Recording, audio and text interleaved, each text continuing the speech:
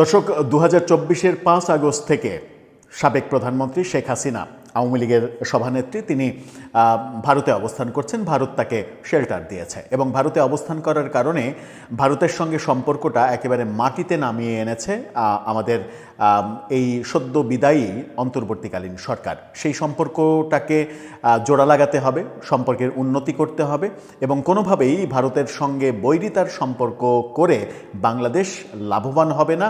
এই বাস্তবতাটা প্রফেসর ইউনূসের মতো একগুঁয়ে গোয়ার টাইপের মানুষ না বুঝলেও আমার মনে হয় যে বিএনপি খুব ভালোভাবেই বোঝে এবং তারা যে বোঝে তাদের কথাবার্তাতে সেটা মনে হয়েছে। যেমন শপথের জাস্ট আগের দিন গতকালকে মির্জা ফখরুল ইসলাম আলমগীর ভারতীয় গণমাধ্যম দ্য হিন্দুকে একটা সাক্ষাৎকার দিয়েছেন এবং হিন্দুকে সাক্ষাৎকার দিয়ে যে কথা বলেছেন সেই কথাই যথেষ্ট যে বিএনপি কতটা আন্তরিক ভারতের সঙ্গে মাটিতে মানে নামিয়ে ফেলা সম্পর্কটাকে একটা সম্মানজনক পর্যায়ে আনার ব্যাপারে। মির্জা ফখরুল হিন্দুকে বলেছেন, শেখ হাসিনা দিল্লিতে অবস্থান করলেও ভারতের সঙ্গে কূটনৈতিক সম্পর্ক বিল্ড আপ করা কিংবা নতুন করে তৈরি করার ক্ষেত্রে সেই ব্যাপারটা কোনোভাবেই বাধা হবে না। এটা একটা গুরুত্বপূর্ণ মেসেজ। এই মেসেজে এটা পরিষ্কার হয়ে যায় যে বিএনপি শেখ হাসিনার ইস্যুটাকে বড় করে দেখবে না ভারতের সঙ্গে কূটনৈতিক সম্পর্ক স্থাপনের। ব্যাপারটা অন্যদিকের সিগন্যালও রয়েছে। অন্যদিকের সিগন্যাল কি সেটা আপনারা অনুমান করে নেবেন। মির্জা ফখরুল কি বললেন সেটা একটু চলুন আলোচনা করে দেখি এবং বোঝার চেষ্টা করি যে ভারতের সঙ্গে সম্পর্ক তৈরির ক্ষেত্রে বিএনপি কতটা আন্তরিক হতে চলেছে। থাকবেন পলিটিক্স টিভির নিয়মিত আয়োজনে।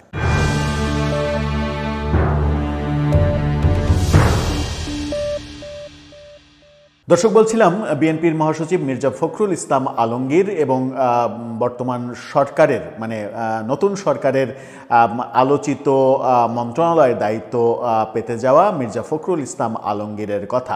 মির্জা ফখরুল ইসলাম আলমগীর ভারতীয় গণমাধ্যম হিন্দুকে যেটা বলেছেন সেটা নিয়ে ইনকিলাব একটা স্টোরি করেছে। হিন্দু যেহেতু মানে ইংরেজি পত্রিকা, সেই পত্রিকার শিরোনাম না দেখিয়ে ইনকিলাবের শিরোনামটা আপনাদেরকে দেখাই। ইনকিলাব বলছে, দ্য হিন্দুকে মির্জা ফখরুল, হাসিনার ভারতে অবস্থান দিল্লির সাথে সম্পর্কে বাধা হয়ে দাঁড়াবে না। Message clear. মানে এতদিন এই সরকার যে শেখ হাসিনাকে ইস্যু করে ভারতের সঙ্গে সম্পর্ক নষ্ট করেছে সেটা যে উচিত হয়নি, মির্জা ফখরুলের এই এক ডায়লগই সেটা প্রমাণ করে দেয়।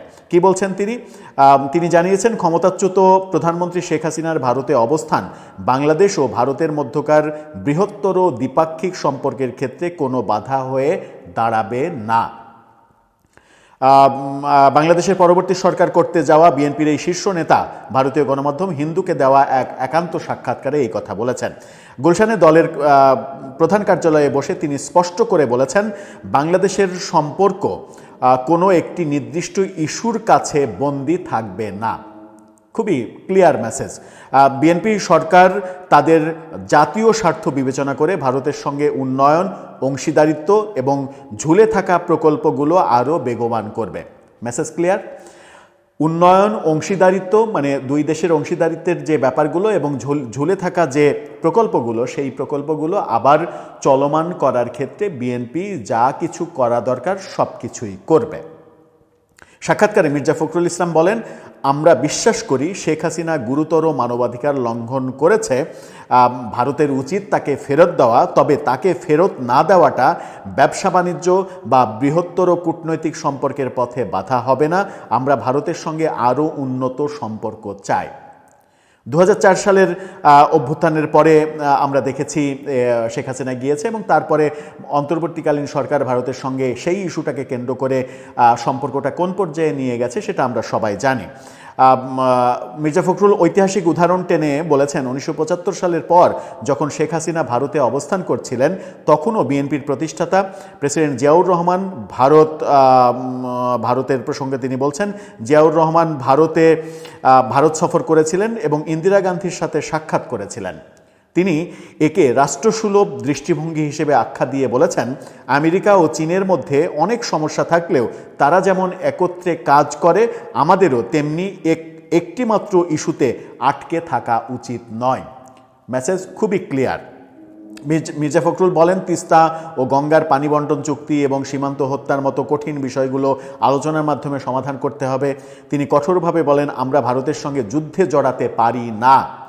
যারা ভারতের সঙ্গে যুদ্ধের কথা বলে তারা উন্মাদ, আমাদের আলোচনা করতে হবে।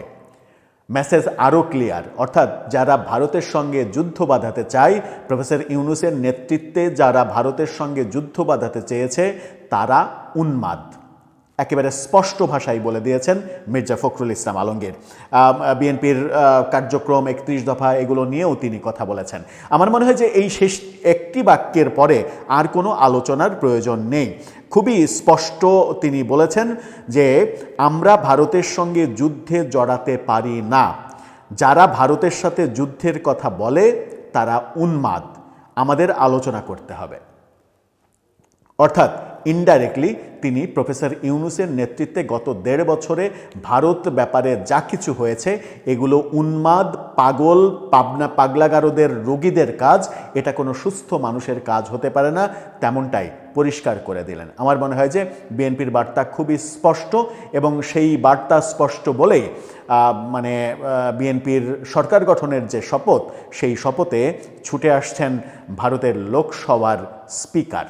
এর আগে বেগম খালেদা জিয়ার মৃত্যুতে ছুটে এসেছিলেন ভারতের পররাষ্ট্রমন্ত্রী স্বয়ং, যিনি বড় বড় দেশেও হয়তো কখনো কখনো নিজে যান না, অন্য কাউকে পাঠান।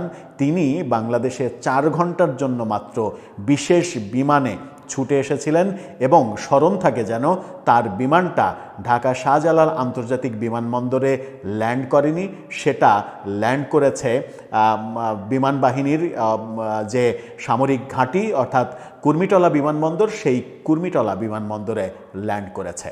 বার্তাটা কি আস্তে আস্তে পরিষ্কার হচ্ছে? দর্শক, আপনার মতামত জানিয়ে লিখতে পারেন আমাদের কমেন্ট বক্সে।